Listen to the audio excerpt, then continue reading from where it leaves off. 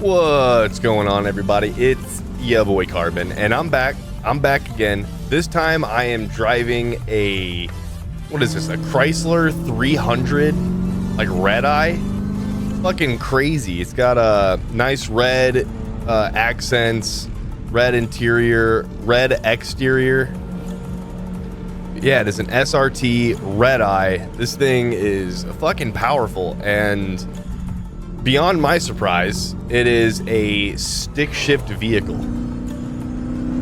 Right now I am just cruising along with, this is just one of those cars that you wouldn't expect to be amazing. I mean, you would expect it to be amazing. It's a red eye, but in this game, you would expect it to be, you know, really weighty and slidey.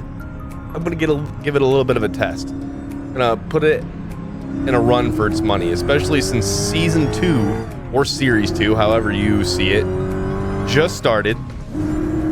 It's basically a hunt to find the best cars that you can drive at basically your top speed without crashing.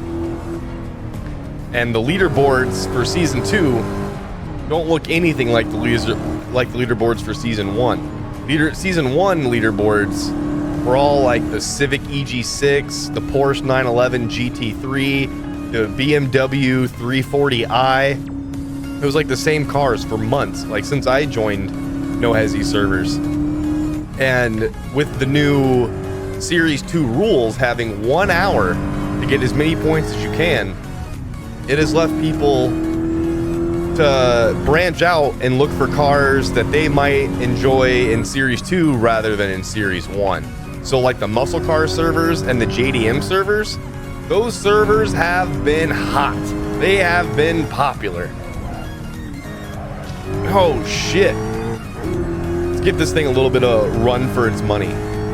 What I do notice is that on the steering wheel, you see the revolutions, right? And anytime the LEDs blink, it wants you to shift. But this car will go all the way up to 7 grand. 7,000 RPM before needing should shift. So I can actually wait an extra like grand before I shift this vehicle. Look, 7,000. Then we'll give fourth gear a little bit of a run for its money. If I can get enough speed to be able to shift. Like right now, it wants me to shift. And I'm at a little over 6,000, about 6,300 it wants me to shift at. But I can go all the way to 7,000. Get that little bit of extra work. Oh my God. Took my concentration off. This right here is one of those cars that I've been trying to drive for a little bit. But it's always taken. So it was just released like 5 days ago. And anytime I want to drive it, there's only 3 in the server. And all 3 are usually taken. But I finally got it. I got in it. And I can see why it's always taken. You know, not just because it's new. Because it feels amazing. In my opinion, it could sound a little better. It could be a little louder, a little meaner, a little bit more intimidating.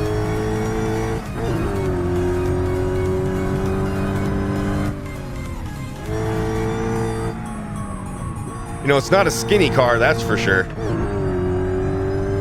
But it does have anti-lock braking system, traction control, and electric differential lock. Is that what EDL stands for? If not, I'm sorry, please correct me down below. I was also driving an Evo 10 earlier today. I think I've driven it before on this channel and uploaded it, but a lot of cars have been retuned, and I'm pretty sure that was one of them because it felt a hell of a lot better than it did before. And that car, holy shit, was loud. It was great.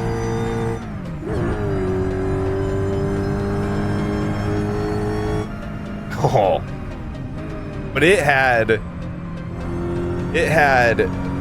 active like aero. You know that shit that like Formula One has in like supercars. You know, it has aero on the body that can adjust to give you more downforce, more speed. You know, better for overtaking. That's another vehicle that can give you a run for its money.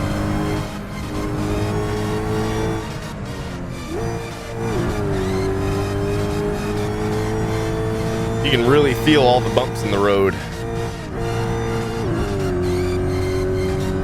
mean, it definitely doesn't feel like that Evo 9, the one that shoots flames out of the hood. That's how you get through paying a toll.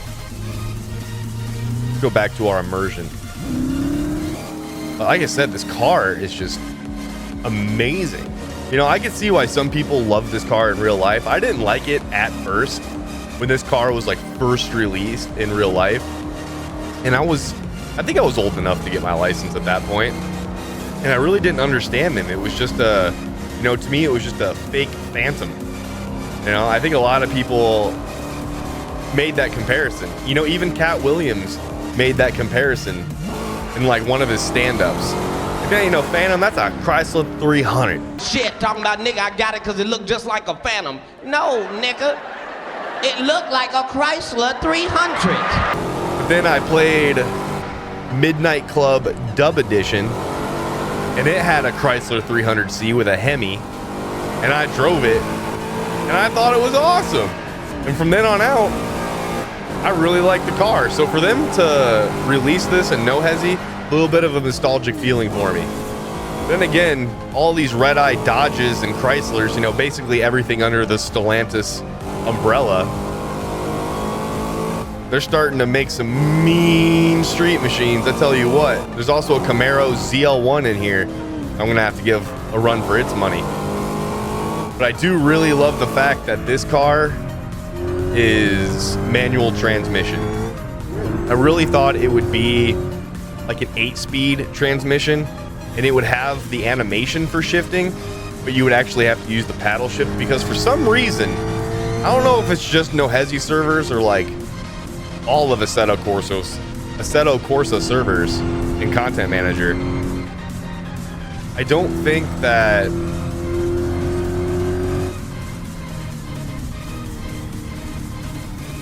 I'm sorry, I lost my train of thought there. So I don't think that in the no Hesi servers that they allow vehicles with more than 6 gears in a manual form to be allowed to be an H shifter. So like I was driving a Lexus LFA wide body, another one of those vehicles that shoots flames out of the hood, and it has 8 gears, but it does manual animations for the transmission, which is really annoying because it really makes me want to throw gears for the car, because it's like a fighter jet, I swear to God. But even though I have a shifter that has 8 speeds, it's like they don't allow any manual cars with over 6 gears to use the H shifter. And that's a little bit of annoying. So that's kind of what I was expecting with this Chrysler 300 when it released, is that it would be another one of those newer cars with a very high gear count, and I would have to use the paddle shifters instead of my H shifter. I think most people don't use an H shifter. Not to say people don't at all. I'm just saying most don't, I don't think.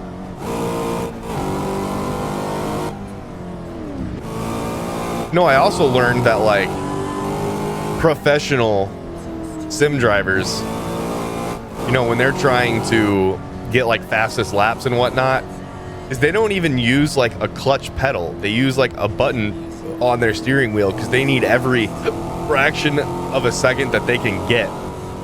So they just press a button for clutch. And man, I'm not ever trying to get that serious about this. I mean, don't get me wrong, I do like going to Nordschleife and the Nürburgring and the LA Canyons and the California Highway and all these other maps that Assetto has to offer, especially inside their servers, and just drive race cars, you know, GT3 cars, Formula One cars. And it's amazing how much better those race cars handle than these street cars we're driving on no Hesi. You almost wish that you could use those cars for a point system, but you can't. Like, you can go to a no Hesi F1 server and drive F1 cars on this map, but it doesn't count towards your scoring. It's literally just for fun. And I'm gonna have to make a video one of these days just experiencing an F1 car on the highways of Japan, or the 415 track when no Hesi starts up there. I guess it wouldn't matter. I don't even need to wait for them They do need to make a server for Formula 1 cars and 415. Although I could just take the map into solo drive, bring any car I want and drive it that way. But I really like driving the servers because they have their traffic just right. Now that we're down to the 2-lane, you can see the problem we're gonna have this season with being certified. Sir, I think your wheels are broken or something. You are bouncing up and down. This fucking, what is this car in front of me? Like a Land Rover? Oh, that's an interesting camera view. That really gives you kind of like that sense of speed, especially since I'm using motion blur now. You know, for first-person shooters and whatnot. Oh, I thought I would make it. I thought I would make it. My bad. My bad. My bad. Oh, shit. Beautiful day. I'm going to have to start driving more of these manual transmission 4-door sedans and definitely give more of those red eyes a chance. They do have a Jeep Grand Cherokee Trackhawk red eye thing that I'm going to have to give a chance as well. But until next time, guys, hit that subscribe button. Peace.